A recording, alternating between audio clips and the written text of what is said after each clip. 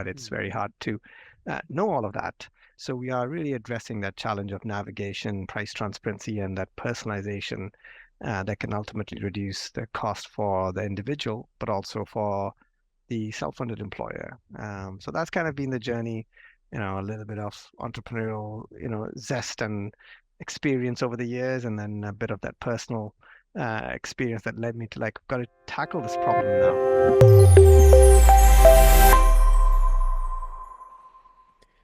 Welcome back to another installment of the Next Gen Case Study Series. On today's episode, I have with me Ramesh Kumar, who is the CEO and co-founder of ZakiPoint Health, a company focused on helping employers manage healthcare costs through advanced analytics.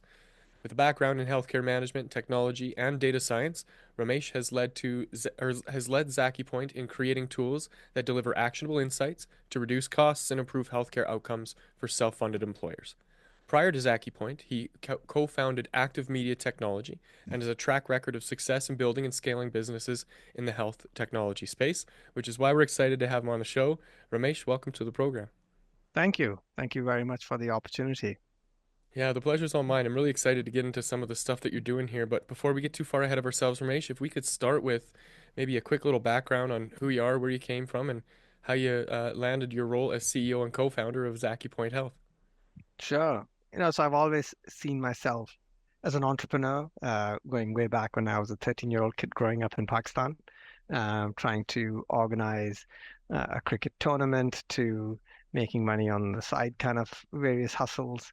And so that has kind of kept me going in terms of this is my fourth venture, where initially I got really excited about how mobile can change the way we engage the populations at large, and how do we not just engage, how do we drive more meaningful conversations and loyalty.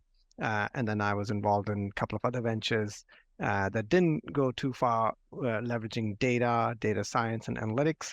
So what we are doing here at ZakiPoint Health, which is to really really address this issue of in our US healthcare system, price transparency. We don't know what things cost. You and I have no idea when we use the system, what is it going to cost me? More than that, even the doctor doesn't know often, or more than that, it's very hard to navigate our healthcare system.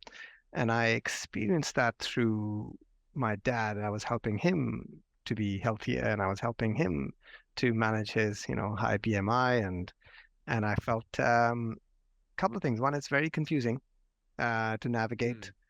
Two, it's hard to change behavior, but what we can change for individuals is helping them make better decisions about the use of healthcare, where he was able to save money using meal order medication program.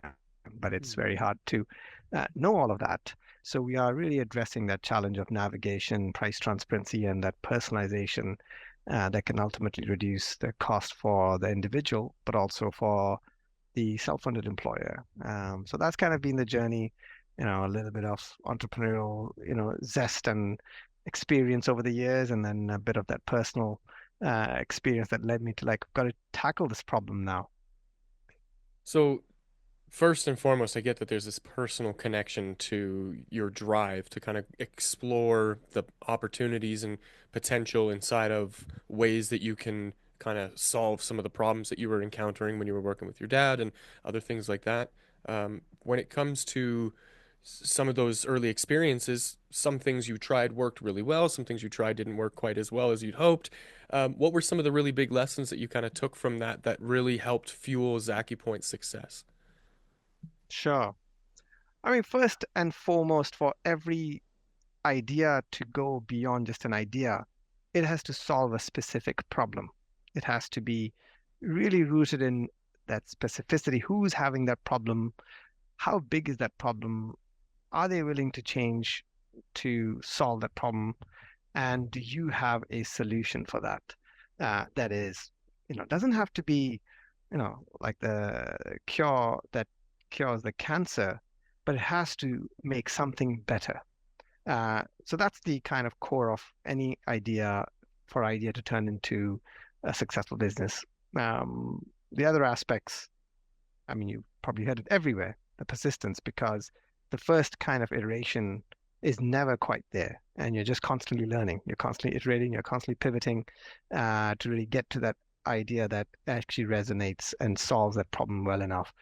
So yeah, that persistence is going to carry you far. You're going to hear many, many no's. In fact, more no's in the beginning than yes, until you have refined your idea. So that persistence really is what helps you get far. In fact, sometimes not knowing too much is a bliss because you're just blind. You're like, you have this drive that, oh, I think I have a solution, but you just don't know enough about it.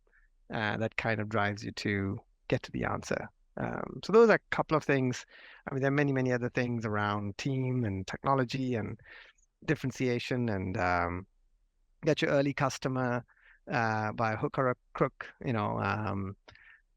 I got my first customer with ZakiPoint Health by borrowing my competitor's product and selling it to a customer, a prospect who bought it, paid for it, and that's how I figured out, okay, there's something more we can do here.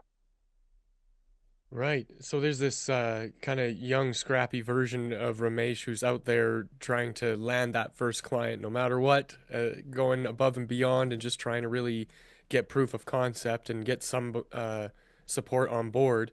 In the early stages, I get that there's this necessity to kind of wear multiple hats and take on all of the different tasks, whether that's, the marketing, the outreach, the sales, the delivery of the sales. So there's a difficulty in juggling all of these different tasks that need to be taken care of. What was your approach to, first of all, managing all of that? And then, second of all, how did you kind of transition out of that and move into more of the delegation space now where you could bring some people in as far as team members go and start kind of assigning roles? When did that happen for you? Sure. Well, in the beginning, first of all, you've got to be obsessed about the problem. You've got to be also really excited about what it takes. You wake up, whether today is marketing, you have to make those, add copies to website change to whatever it is to the next day it might be sales. You have to make 20 phone calls to the next day if you have to serve the customer, make sure you are delivering a good product and a report or whatever it is. So you've got to love that journey. And if you're not loving it, then you really should question it. Why are you on it? And so that's what keeps going and gets you to deliver, get a satisfied customer. The transition for us, has been progressive. It's not like, okay, suddenly 6 months later, there are different phases and for different activities. So more lately, for example, I've been working even with a coach to help me give up certain things, help me upskill myself and delegate more and more so that I can work on the biggest problem in the business, the biggest bottleneck in the business. And so you kind of constantly have to give up things. In fact, at some point of the growth, the reason the businesses don't grow beyond a certain point is because of the founder or the CEO or that executive team is not willing to upskill themselves. And so you have to do that all throughout. And even, let's say about 9 months ago, bringing on board a executive assistant who's going to have access to my entire email and calendar and personal life. That was a big mindset shift I had to go through. Right. There's that kind of moment of being almost naked in front of somebody else. Like I've built this whole thing.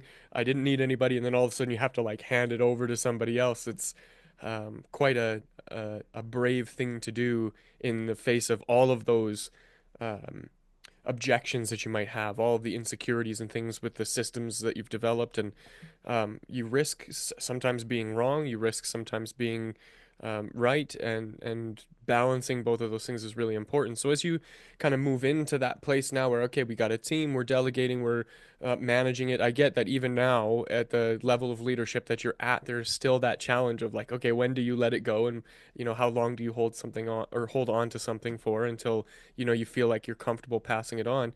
So how did some of those early experiences now affect the way that you kind of manage things now? Yeah, so the early experiences, I try to disconnect as much as I can.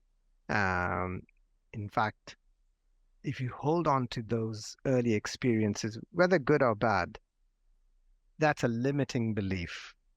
What you were doing yesterday, what you were yesterday, how you thought about the world yesterday, what you does not define who you are today. Mm. And so that is quite important. Obviously, you want to look at the experience and data. Okay, I did hand off something and it didn't work out at that time. I hired a salesperson, it didn't work out at that time.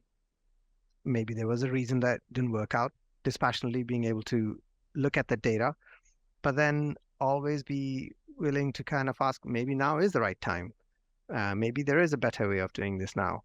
And so kind of approaching every day somewhat fresh, with curiosity, and using frameworks. I work with a coach who talks a lot about this replacement ladder, where you replace certain things that are happening in the business that shouldn't be happening anymore, shouldn't be done anymore, whether it's by you or anyone else. And then there's a delegation quadrant where you delegate certain tasks, where you have a clear view of um, how much is an hour worth, your hour worth. And if somebody else can do this better and for less, you should certainly delegate that. And then where do you get the magic? Yourself. So if you get magic in selling, and you bring tremendous value in selling, then focus on that and give other things away so that you can be the best contributor to the business. So you really have to also evaluate using these frameworks. Am I, uh, you know, maximizing my positive and maximum energy? And am I doing things where I bring magic to the business? I love that bring magic to the business part. That's a big part of this, and tying that to the frameworks that are being developed is another big key factor. So I'd love to dig into that a little bit. When you talk about frameworks and you talk about kind of the blueprint, what does the customer experience map sort of look like for people who are entering your atmosphere and are curious about what you're up to, and how do you kind of draw them in with your own kind of gravity to turn them into clients? Sure. I mean, there is, uh, in terms of attracting, converting, building that awareness in the market, there's a whole kind of set of frameworks there to leverage. And then as you acquire customers, how do you want to satisfy them? How do you want to onboard and deliver that first time to value? And how do you kind of repeatedly do that? So I would say, those are maybe two broad areas we can delve more into. I don't know which area would be more helpful to our audience here. Well, I guess let's start with, and this is kind of, I guess, a cart and horse situation. So let's start with top of funnel. Like, what does that look like for you guys? Is it Sure. outreach? Do you do inbound? Are you doing marketing? Yeah. And that obviously evolves a little bit stage of the business, but we are in the enterprise sales motion. Understanding your sales motion is important because any advice you will get, uh, if it's not really contextualized, you might actually make wrong decisions. So Mm. understanding what's your sales motion. So for us being enterprise sales, where we are trying to get third-party administrators in healthcare. Healthcare is quite a, you know, I would say conservative business, and within that, the deals for us are, anywhere between 150K to 500K. And understanding that part of the motion is key. Once you understand that, once you have a blueprint of, multiple successes, you really want to study those successes and then replicate that. So for us, taking that approach, we have identified that conferences are important. So we go to conferences in our space quite a bit, and we are out there trying to stand out, be different in many ways. And thought leadership is a second big area. So I have a podcast of my own in our own vertical space. We do webinars with our partners and other thought leaders where we are bringing new ways of helping our customer win in the market. So the more insights we bring, the more thought leadership we bring, that produces more content, which allows us to build that awareness in the market. Case studies are another area where, okay, it's not just about the top of the funnel, but as you get them into once past the awareness in the consideration space, sharing that case studies and success stories, testimonials, and doing webinars with successful partners and customers draws that customer to go through that consideration phase. Um, and so that's kind of another important way. And then it's about for us building that trust in the industry. It's about building the right reputation so that when you are having these conversations, um, you can move these opportunities faster. You have enough of a library of successes as you build on those, then you can use the right success story, how you're going to help a particular prospect with a particular set of challenges and a particular set of emotional drivers that they are, going through to make a decision. If you've gone through something similar before, you're able to then share that story. So, those are some of the steps, I say every company should think about and follow and come up with your own blueprint once you've gotten some success. Right. And I get that there's a level of this that is just kind of an empty framework, right? There's specific kind of boxes of activities that we need to be doing, but what that looks like for each business or individual is very different depending on, to your point, the context of it. So as somebody kind of goes into something like this, what are some of the things they should be looking for to measure whether or not what they're up to is positive and kind of leading them towards the success that they're aiming at? Yeah, that's a very important point you kind of raised, Devin, which is having very clear metrics all throughout for different parts of the business. We have broken down our business into 125 different levers of growth. Mm, Just kind of thinking about each lever and tracking what does good look like. So if number of prospect touches is one lever, every week we track across 3 or 4 of our team members who are prospecting, how many touches did we do through LinkedIn, through SMS, through email, through phone calls.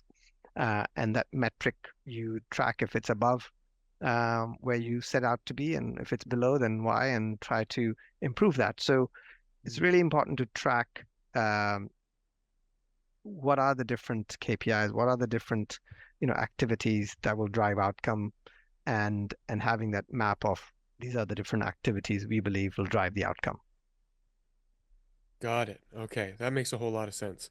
So this has been great, Ramesh. I'm very grateful for the wisdom you've shared and the time that you shared with us here. I'm kind of coming to a close with our time together here. I wonder if we can look a little bit forward here for the last little segment and get an idea of what are some of the big goals? What are you aiming at, and what is the strategy? What are you hoping to accomplish in the coming year? Sure. Oh, thank you for asking that. When I really look ahead, our mission is quite simple. We want to bring meaning from healthcare data so that every American can make appropriate decisions about their healthcare usage and all the stakeholders who are serving that member. And in order to really get there and deliver on that mission, we feel there are a few things that are really important. Um, first is First is actually how we leverage all the data in healthcare. We are ingesting so much data about prices and healthcare usage to members, individual risks, and everything. And so amassing all of that and using artificial intelligence to be able to really drive insights so that each individual can access and ask any question about what they can access, what they can use, where they can save money, what things will cost. So building onto that is a big part of our 3 year, you know, vision, being able to then scale with great customers, whether it's third parties or health plans, is another big area where we want to work with the right kind of people who believe in leveraging data and transparency. And the third big area of our vision is to build an amazing culture and a team that is going to go out and deliver this. At this stage, my focus is to build the people who will go out and build the machine rather than building the machine myself. So it's all about bringing the right people who are excited about this mission and want to kind of be part of this journey. So, building that team and building that culture.